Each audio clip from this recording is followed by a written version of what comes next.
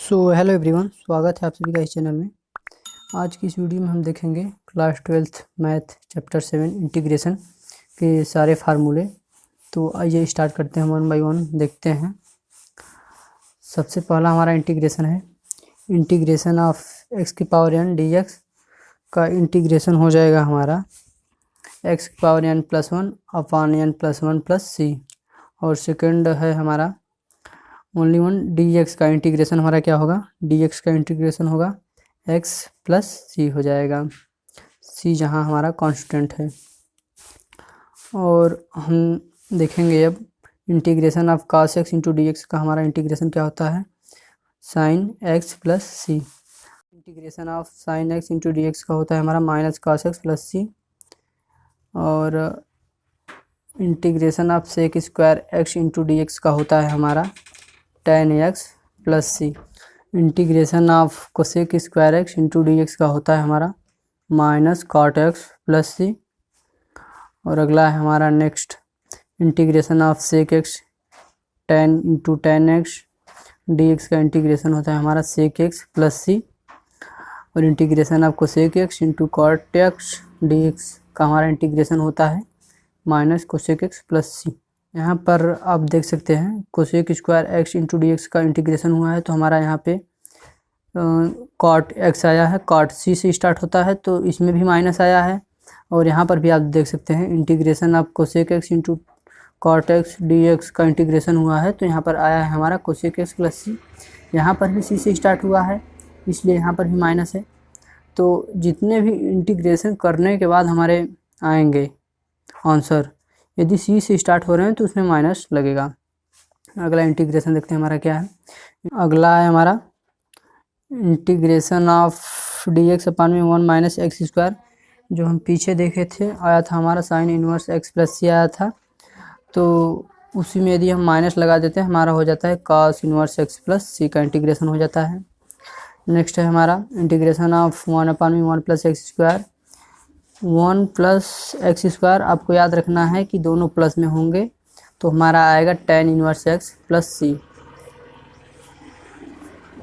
अगला इंटीग्रेशन है हमारा इंटीग्रेशन ऑफ 1 अपान में 1 प्लस एक्स स्क्वायर का इंटीग्रेशन हो जाएगा minus cot inverse x plus सी। और नेक्स्ट इंटीग्रेशन है हमारा इंटीग्रेशन ऑफ 1 अपान में x into under root x square minus 1 का इंटीग्रेशन हो जाएगा सेक इनवर्स एक्स प्लस सी। और सेम इसी का इंटीग्रेशन हमारा हो जाएगा minus cos inverse x plus C. अब हम एक्सपोनेंशियल फंक्शन का इंटीग्रेशन करेंगे और देखते हैं क्या आता है हमारा। इंटीग्रेशन ऑफ ई के power x into d x, e के पावर एक्स को हम एक्सपोनेंशियल फंक्शन बोलते हैं।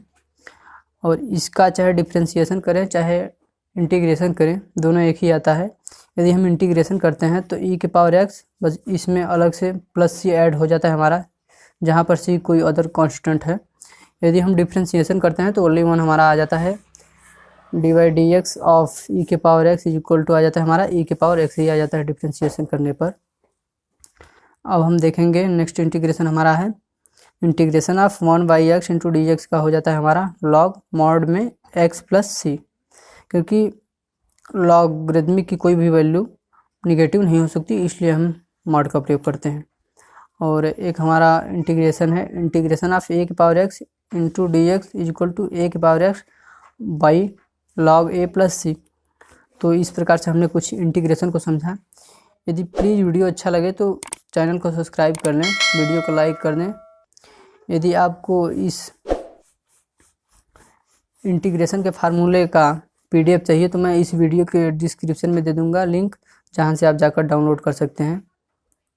और प्लीज़ चैनल को सब्सक्राइब करना ना भूलें ताकि मेरे आने वाले सभी नोटिफिकेशन आप तक पहुंचते रहें। बेल आइकन भी ऑन कर लें। अब हम देखेंगे अनिश्चित समाकलनों के कुछ गुणधर्म। यदि हमें दिया गया है d by d x integration of f x into d x is equal to हमारा होता है एफ एक्स। हम जानते हैं अवकलन समाकलन एक दूसरे के विपरीत होते हैं, तो इसलिए इंटीग्रेशन से डिफ्रेंशिएशन हमारा कैंसिल हो जाता है, तो आ जाता है एफ एक्स। अब हम देखेंगे नेक्स्ट इंटीग्रेशन हमारा दिया है एफ एक्स प्लस जी एक्स इंटू डी एक्स, एक ही में हो तो इसको हम अलग अलग लिख सकते हैं, तोड़कर डी एक्स का मल्टीप्लाई करके लिख सकते हैं integration of f x into d x plus integration of g x into d x. यहाँ पर अब हम नेक्स्ट इंटीग्रेशन देखते हैं, integration of k f x into d x. यहाँ पर के हमारा कोई वास्तविक संख्या या कॉन्स्टेंट है, तो इस के को हम बाहर रख सकते हैं, तो integration of k f x into d x हो जाएगा हमारा, के को इंटीग्रेशन से बाहर कर देंगे, integration of f x into d x हो जाएगा हमारा। अब हम त्रिकोणमिति के कुछ मोस्ट इंटीग्रेशन देखते हैं, तो integration of tan x into d x हो जाएगा हमारा log मॉड में sec x प्लस सी। इस प्रकार से हो जाएगा integration of cot x into d x is equal to log mod में sin x प्लस सी। क्योंकि log की वैल्यू नेगेटिव नहीं हो सकती, इसलिए हम मॉड का प्रयोग किया जाता है यहाँ पर। Integration of sec x into d x is equal to log mod में sec x plus tan x plus सी। और integration of cosec x into d x का हो जाएगा हमारा log cosec x माइनस के cot x प्लस सी। आइए अब next कुछ देखते हैं इंटीग्रेशन।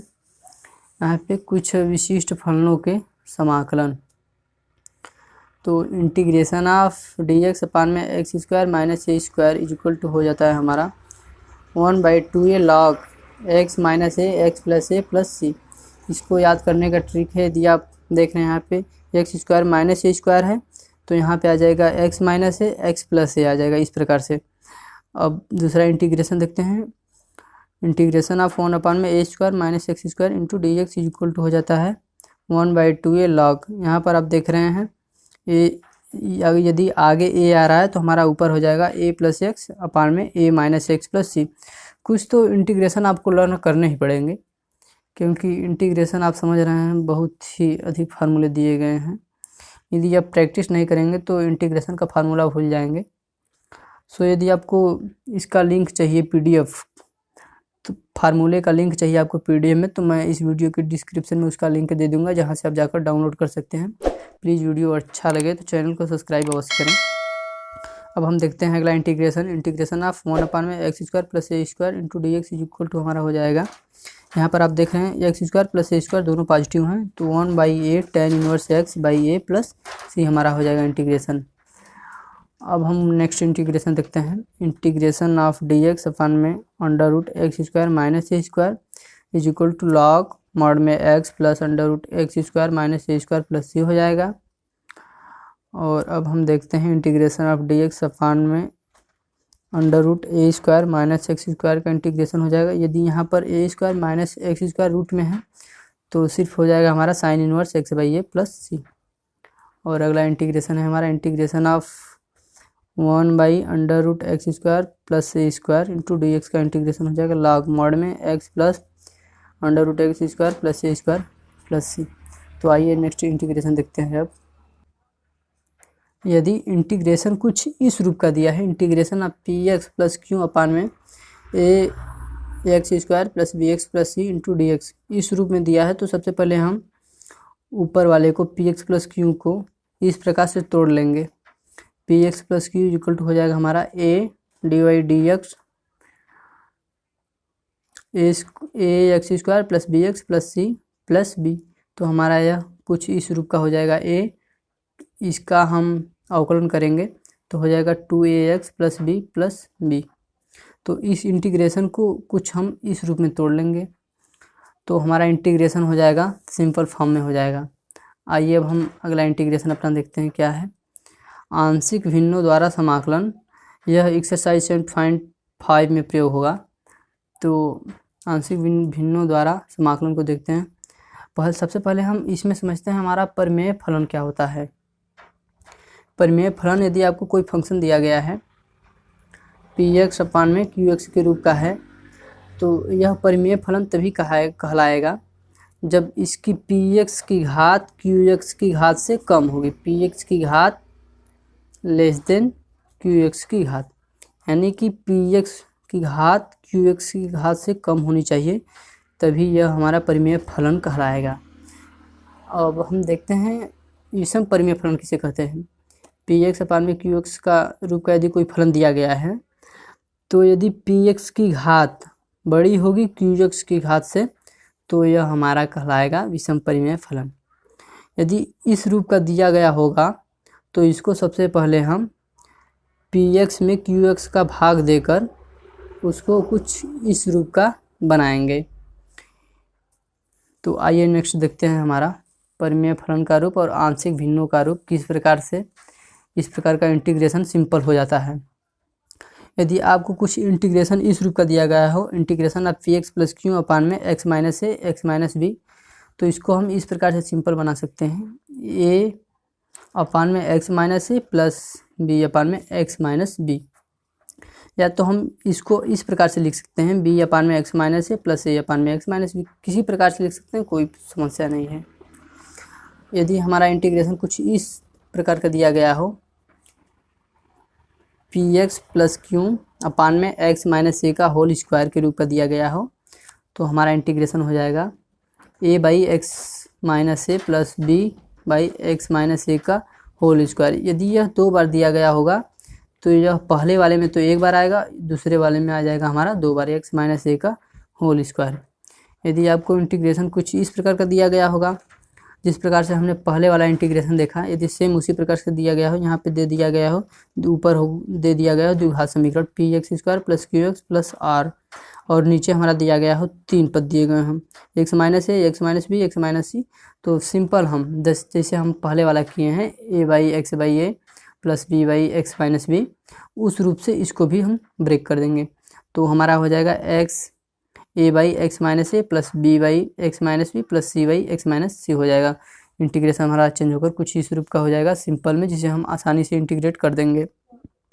अब हमारा अगला इंटीग्रेशन है p x square plus q x plus r by x minus a का होल स्क्वायर, मतलब कि एक्स माइनस ए हमारा यहाँ पर 2 बार है और एक्स माइनस बी है यहाँ पे, तो हमारा हो जाएगा ए अपान में x minus a plus B अपान में एक्स माइनस ए का होल स्क्वायर प्लस सी अपान में एक्स माइनस बी।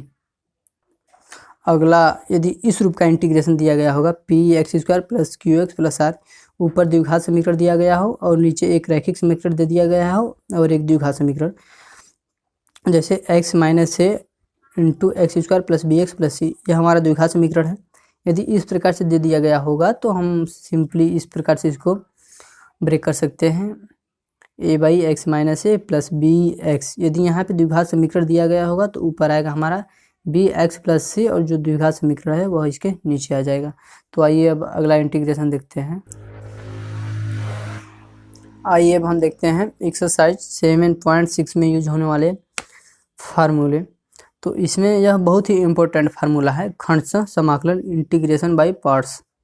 यदि जिस प्रकार से हम अवकलन में फर्स्ट और सेकंड फलन का डिफरेंशिएशन करते थे, उसी प्रकार से सेम इसमें हम इंटीग्रेशन करेंगे। यदि हमें दे दिया गया हो integration of f x into d x, यानी कि 2 फलन दे दिए गए हों, मान लीजिए हमारा फर्स्ट है फलन, यह हमारा सेकंड फलन है, तो इस प्रकार से हो जाएगा हमारा f x integration of g x into d x minus integration of